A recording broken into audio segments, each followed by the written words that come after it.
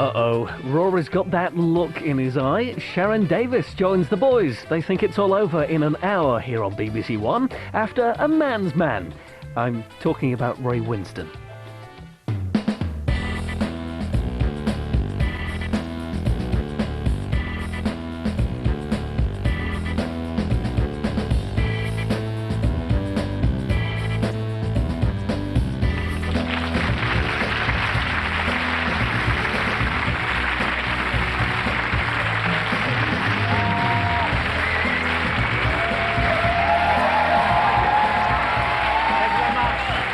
How are you? Looking good? Thank you very much. You're very, very kind. Hello and welcome to Friday Night with Jonathan Ross. So, here's what happened. I'm walking through Parliament Square on Wednesday with my pet fox, right? Suddenly it all cracks off. Well, I didn't know. All those stout boots, corduroy trousers and whiskers, I assumed it was the Lesbian Pride March. But then people start invading Parliament. What's going on? It seems that the House of Commons is easier to get into these days than Abby Titmus's knickers. But did you see the footage? Men in tights writhing on the floor with fit young gamekeepers. I haven't seen anything like that since Dale Winton's Christmas party. And that was a night. Talking of fox hunting, may I introduce the men who are regularly seen in the woods blowing a horn? It is, of course.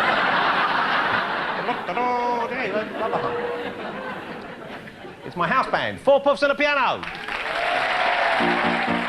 Tonight the super lights are gonna find me shining like the super smiling, having super feeling like a number one. Nice. I think ABBA suits you. Isn't that just a great song? There's never a time when that song just doesn't sound great. Yeah. Maybe funerals. But apart from that, shall we see who's invaded my chamber this evening? Let's have a look. My first guest is a genuine footballing legend. It's the one and only Mr. Gary Lineker, ladies and gentlemen. The Silver Fox. You want to watch out, he'll be hunted. Gary Lineker. Gary captained his country, scored 48 goals for England, claimed the Golden Boot at the 1986 World Cup. Not for nothing is he now known by millions as that jug-eared bloke from the crisp ads. My next guests are the nation's top celebrity cleaners. It's Kim and Aggie. There they are. Hello, ladies. Thank you for coming on. You know, they've hoovered up more dust than Liam Gallagher on a stag night. They were cleaners who became celebrities, rather like the cheeky girls in reverse. And it's a lovely story. And I'm delighted they're on. They sent me a lovely note saying we'd love to come on the show, P.S. you out of pledge. So here they are. They're just back from America where they've been rubbing shoulders with Hollywood's finest. Dustin Hoffman? Or did you just give him a little wipe with a J-cloth? My next guest is the geezer's geezer. Cut him and he bleeds brute. It's only Ray Winstone. Ray Winstone. Evening, Ray, how you doing? I'm all right, thank you, Jonathan. Looking forward to it.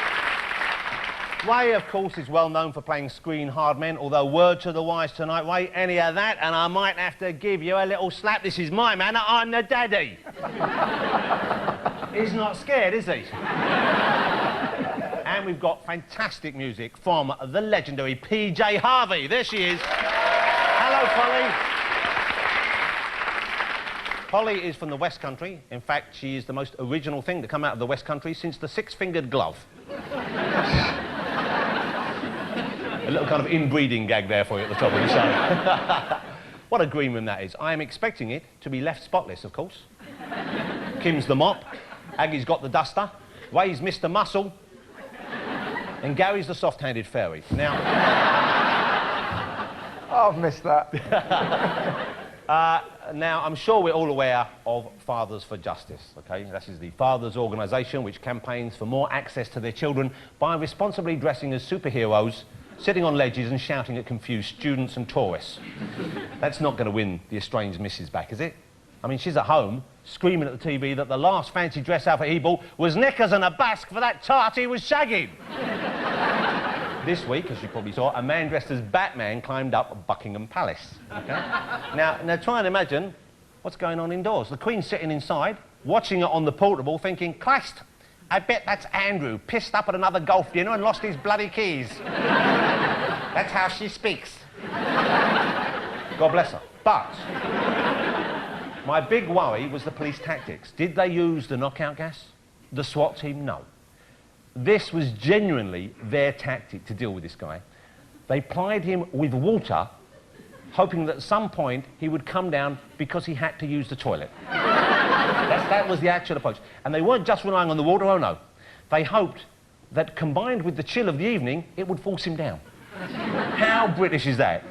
Hoped he needed a wee-wee. He might start finding it a bit brisk. What are they thinking? Well, they're about to get the chief negotiator to grab a megaphone. Hey, you in the Batman suit. Psst.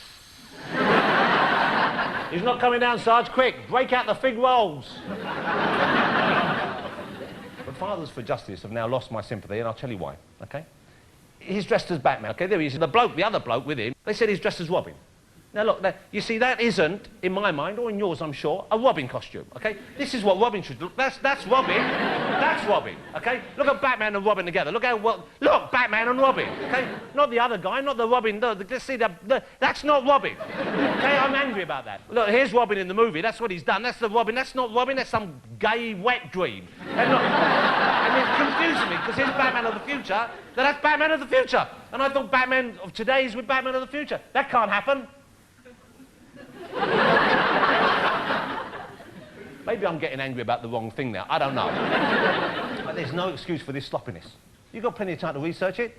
You've only got to look after the kids once a month. You've got loads of time on your hands. Ladies and gentlemen, shall we get our first guest out? Yeah. Why don't we? He is a lovely fella, the one and only Mr. Gary Lineker.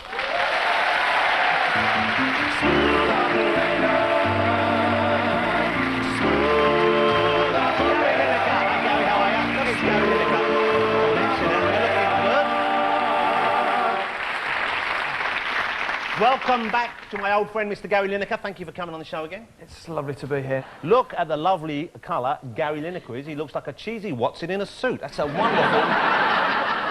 Is that a real tan, or have you been using the Saint Tropez? No, I don't use any of that stuff. You don't? I don't need to.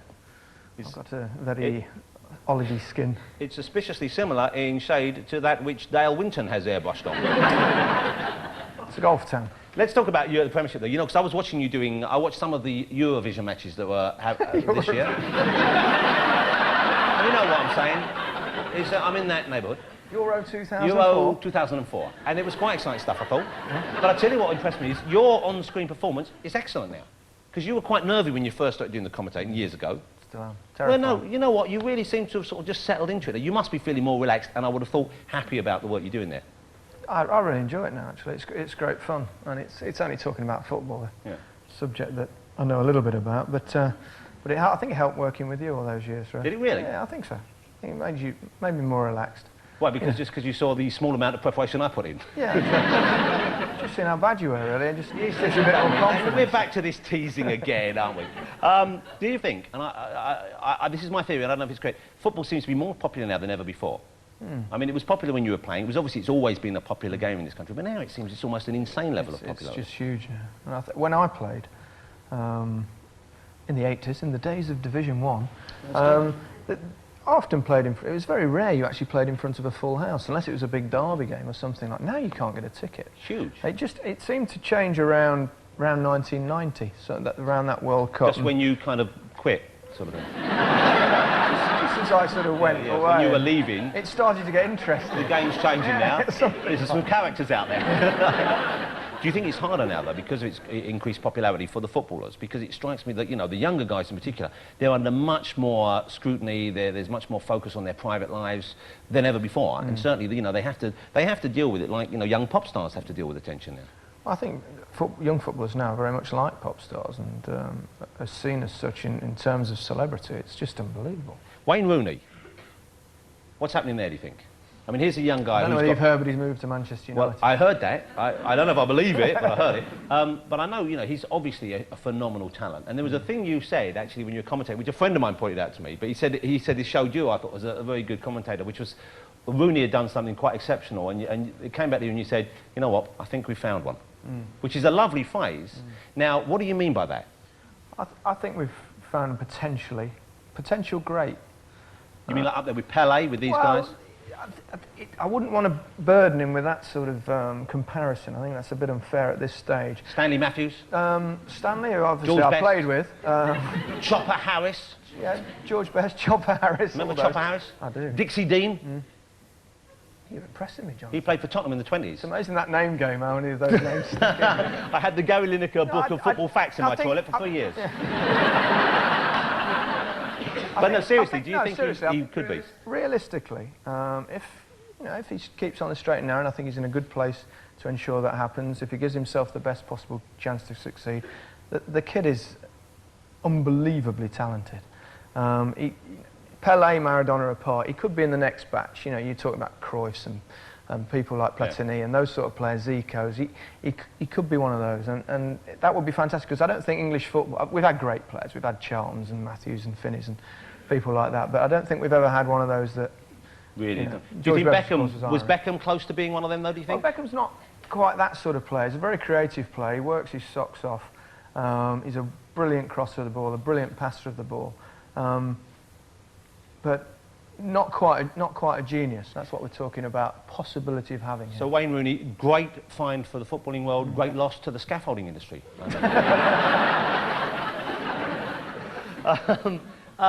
You know, we mentioned Beckham. There are similarities between you and Beckham. In that he's playing for a Spanish team now, and of course you went to Barcelona in, was it the mid-80s? That's correct. There you go. Yeah, 86. Now you did well there. You found it quite easy and it suited you, didn't it, out there? Loved it. So why do you think he's finding it so hard? Obviously he's got... I don't know whether he is, domestic really. concerns, right? Yeah, I think for the first 6 months of his sojourn out there, I thought he was absolutely brilliant. In fact, you would say he was probably their best player. Whether it was coincidentally or not, I don't know, but during the time of the marital discord. Marital discord, whatever, alleged affair, whatever, his form dipped, and apparently his fitness Well, not as well. according to the text. Apparently his form was... But I think he'll come back and Do you think it is mental then? Because sport is very much... Because now I'm playing semi-pro tennis. I've realised that sport is very much... It's very much in the mind. It is.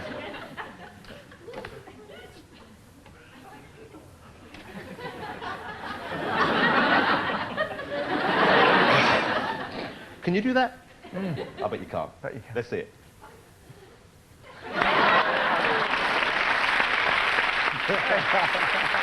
There is not a footballer that can't do that. We do it all the time. Now, let's talk about the depressing part of your life.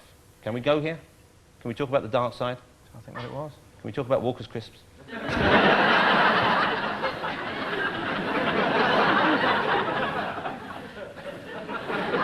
not sending you any more. Pester me all the time. Thank Christ for that. Some of the new flavours almost finished me off. How many adverts? Do you know how many you've made? Because you... About 50. 50 Something adverts. like that. You've had so many great co-stars with you. Who do you remember working with? Who did you most enjoy filming those commercials with you?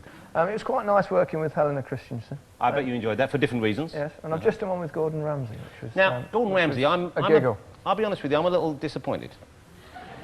There's a photograph of the two of you at work there, and may I say, you're looking... I think that's the look for you to go with this summer. Can I suggest you combine that with some leather pants and maybe a vest? Had them underneath. See you go down in Brighton. But Gordon Ramsay, you're doing the crisp adverts, and we know, you know, we can tell from looking at you, you're not really big on taste. But Gordon Ramsay, he's a chef, he loves the haute cuisine, lowering his standards Only the finest. to indulge themselves in shoddy snacks.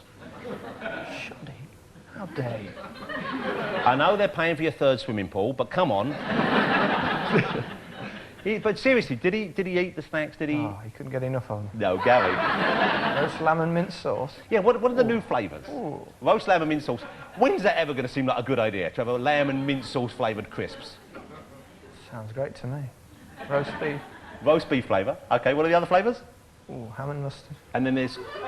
And Kipper and custard, that's a new one as well, isn't it? Okay, and then Good they're doing idea. Sardine and semolina, I believe, is on the card.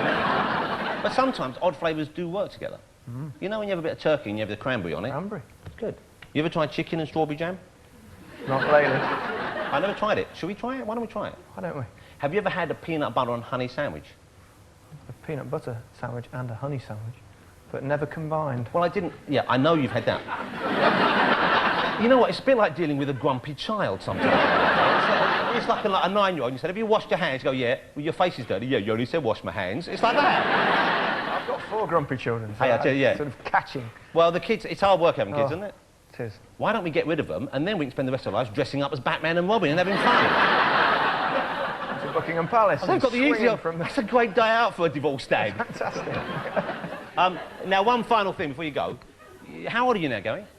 I'm 43. Wow, same age as me. Don't we look great, ladies?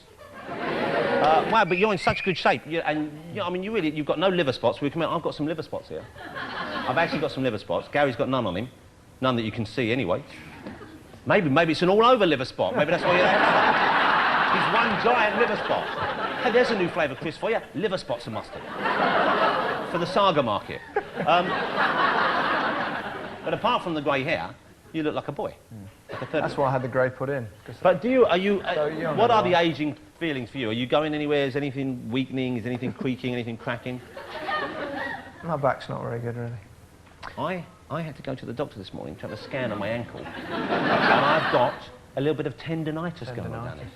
It's in the mind, tendonitis. No, it's not in the mind, it's on that ankle, and I've got a scan to prove it.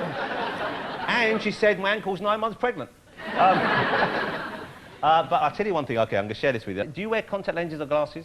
Okay, how's your eyesight? Is it as good as ever? It's, for the first time in the last few months, I've started to go, Yeah. ooh, about there. Okay, now we didn't rehearse this, okay? No, I didn't. I'm really short-sighted, but I wear contact lenses, okay? I'm really short-sighted. Opticians out there are going to find this very funny. I'm a -9 in each eye, okay?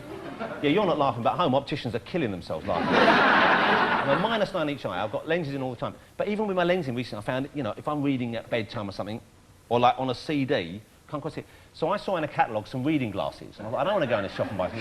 So I sent off for the reading glasses. Leopard skin ones, right? Well, no, they looked really nice, and they were described in the catalogue. It said, you know, it was quite an upmarket catalogue, and it said, give you the raffish good looks of early Cary Grant or Gary Cooper. I thought, that's me. So, I sent off for the reading glasses. They turned up the other day. Now, they do work. It's great. Reading with them's great, and I want you to try them in a minute. I tell you, it's revolutionised my bedtime. Those readers' wives' letters no longer are out of focus. I'm just like that. Jane doesn't have to read them out for me anymore. Close your eyes. I want your honest reaction to these, okay? Close your eyes. I'm going to put them on. All right, I'll tell you when to open them. Don't Yeah, I peek. don't trust you. No, I'm going to put them on. Close All my right, okay, eyes. you don't. Right, here we go. I'm going to put them on. Be gentle. But they help me to read, all right? And I want you to try them on afterwards. Well, get on with it. Well, I don't need to close your eyes if you... Harry Grant, Gary Cooper? No. Harry Potter, maybe. Try them on. cross-eyed. Have a look. I'll buy you a pair for your birthday, old fella. Promise. Have a read of that. Look, see there, it's a Read bit... it anyway. Well, yeah, you read it, but wait till much clearer it is. Put them on. Put them on, you're going to love this. Check it out. How come you look okay, you know? You look okay, you know? You look a bit like a German, though, like you ran a camp. Yeah. Hello? Bean. Oh, Papers, please. What do you think of that? this looks great. It's like having a couple of magnifying glasses in front of your eyes. I can't read it. Get off. Right, I've lost interest in you now. You can go. Can I have them back? No, You can go. Come on. oh, crikey. Give them. Quite strong, aren't they? They're nice. Do you like them? Glad to see you're still an idiot. I can't help it. I wish I could grow up. It's always nice to see you. I've missed you. I've missed you as well, actually. Well, why don't you come round and we'll put glasses on together? They never invite me back on that show. Well, they don't want you back because you weren't any good on it, but that's not the point. We've got Ian Wright now. He's really good. He's a lovely fella. He is. A bit of trap wind. I am getting old. Gary, great to see you again. And you. Take care. Love to the family. See you again soon. Mr. Gary Lineker, ladies and gentlemen. How lovely. Go on, clear off. Go on. Go back to your office upstairs. Gary Lineker. Oh,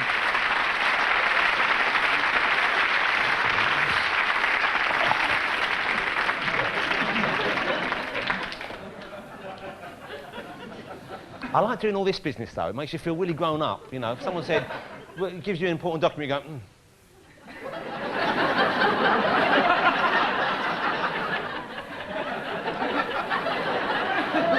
Suddenly, I command respect. Beautiful story this week from America. I don't know if you saw this. It was in some of the papers, but I thought it should have been reported more widely. An incredible story. My fellow chat show host, Oprah Winfrey over there, one of the most successful talk show hosts in the world, she marked her 19th series by buying every member of her studio audience a top-of-the-range brand new car. Isn't that incredible? Can you, yeah, I know why you're cheering, but can you imagine? Imagine that, and they just turned up, they didn't know, they're sitting there, suddenly everyone's got a new car. Wow, and I thought, well, that is a fantastic idea, you know? And it's a selfless idea, it's generous, it reminds everyone how important the audience is, you know? It's great for her, and in the great scheme of things, probably doesn't cost that much. You know where I'm going with this, don't you? You know, and I thought, what a great way of putting yourself on the map. You know, sure, you spend some money on the cars there. Well, most of it's tax deductible, I imagine. The audience go home crazy happy. That's great, so you've won them over. The press say what a lovely, generous person you are, and I thought, OK, why not? Why not? Why not? That's the sort of thing I want to be a part of. So... and I bet you weren't expecting this when you came out tonight. I've made some phone calls. It's all arranged. Next Friday morning, I'm going to be in the studio audience at Oprah Winfrey's show with my driving gloves on, waiting for my new car. Hey? How about that? Can't believe my luck. But I'm not going to leave you lot out. I will bring my new car back, and you know, have a look at it, and some of you can have a lift. You're disappointed now, aren't you?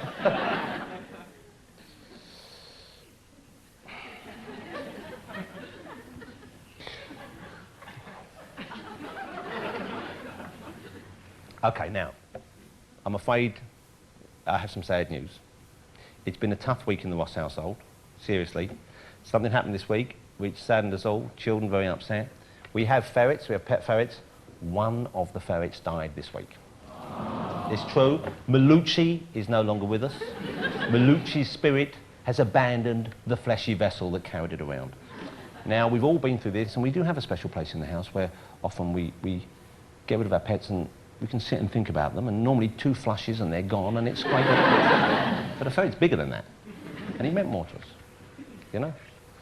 We couldn't do that with the ferret. So Malucci died, and I hadn't told the children yet, so I got a friend of mine, who's a fireman, but he's very handy, to make a little coffin for Malucci, so we could have a proper burial. And here's the coffin that we had made for Malucci. There it is. It's only plywood, and if you write in for the fact sheet, all the details are on it, okay? So we have Malucci. Now, I'm going to warn you now, if you're sensitive to this kind of thing, I'm going to show you Malucci in his, you know, deceased state, OK? Because it's sad. Here he is, look. He ain't going anywhere now, is he? I mean, that's, you know, that's a poor... And he was such a sweet... He really was. He was probably the sweetest of the ferrets we had. And the children were obviously terribly upset. You know, they were crying and stuff. And when the girls were crying, the boy just held it all in. So about 15 years, he'll be on a pole somewhere with a rifle picking off innocent bystanders. But, you know, my ferret! You know, a bit like that. But we're all very upset. And that's the children put a little rose on the box before I carried it down the end garden to bury it. And, you know, we really were genuinely upset. So we took it down and I dug a good hole, I'm telling you. Look at that. I tell you, I worked on that hole. I went all the way down till I hit clay. First of all, I sealed the box up with a nail gun. Boom, boom, boom. Just in case. I don't know if you've seen that Stephen King movie about the cat. Going old stiff ferret and the little vampire. You loved him when he was alive. Don't want him coming back. Jesus, you know what I'm saying? You know, and all right, I can't know. So, but what if? You never know. What's the first one? Scratching at night. I go down with just my robe on. He's up. Wah! Boom, boom, boom, boom, boom. That's sorted. Anyway, so poor old Malucci's in there. And look at that. Covered it all up. And that's how we left it. We all said a few words. Children said, you know, goodbye, Malucci, I miss you, and bye-bye. And Jane was too upset to say. I obviously did about 35 minutes. Well, you know, in an audience, you know. And then, as I filled it all in, Harvey said, you know what, Dad? You're really good at that. You should be a gravedigger. So now that the tears have dried, I thought, that's not a bad idea for a new show. So if you turn on your TV just before Christmas, you'll see the pilot of Rolf and Ross's Pet Cemetery. He kills them, I bury them. I tell you, it's going to be a rating smash. But Malucci actually appeared on the show way back when we had Owen Wilson and Ben Stiller on, and Ben Stiller had made a film with a ferret in. I brought my ferrets in to show them, and Malucci was one of the ferrets, and so just to say goodbye to Malucci, I hope you'll indulge me. This is just a little farewell. You are the sunshine of my life. That's why I'll always be around. You are the apple of my eye. Forever you'll stay in my heart.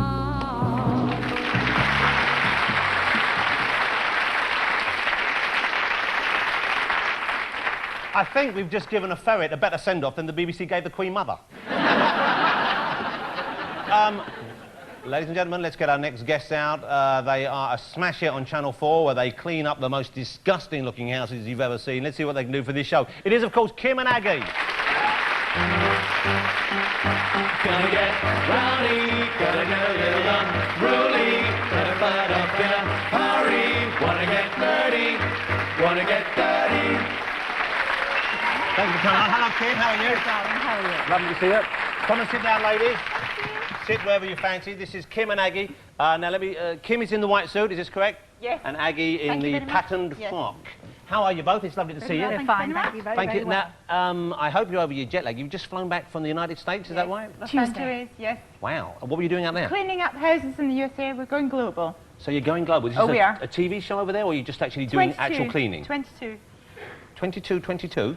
Some sort of weird satanic 22 code. 22 half-hour shows. 22, wow, for the American TV Yes, station. yes. That's right. That's a big success then. Congratulations, very well much. done you. How is it over in the US compared to the UK? Are they dirtier? Just as dirty. They're the just same, as just dirty. as dirty, the same. Oh, yeah. In a way, of course, the better shows are the one where they really are just out The and out, dirtier, the scummy better. pigsties. Manna from heaven. Definitely. Yeah. So really, in a way, you are looking for, you know, the skankiest people you can possibly find. When are Skanky they coming to your swampy. house? No, you see, don't say, apart from, you know, the pet domain area, you know, which is, I try and keep tidy. Our house is pretty clean. But you know what? It's not overly clean.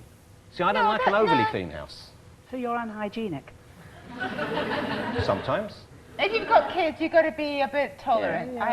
But you don't want to be... I get the feeling you're a bit of a cleaning fascist. Don't start with me.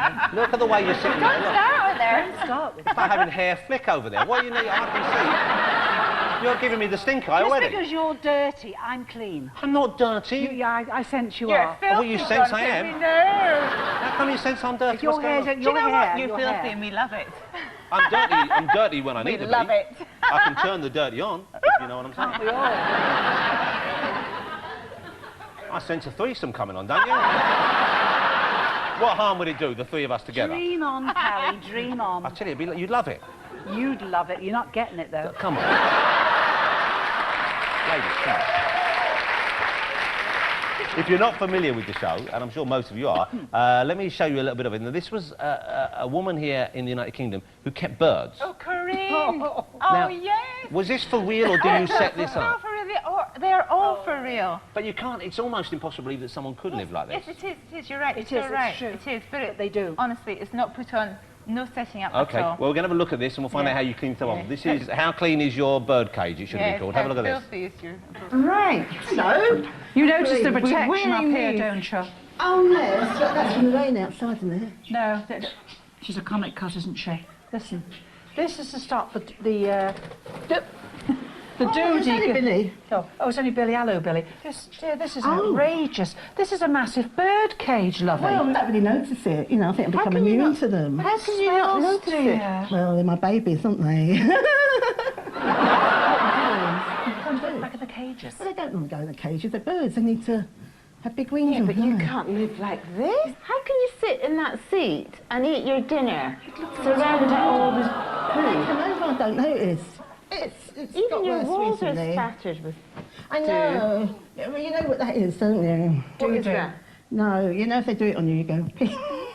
Why do you call this in now, particularly? Because it's all got too much, right? I can't bear it.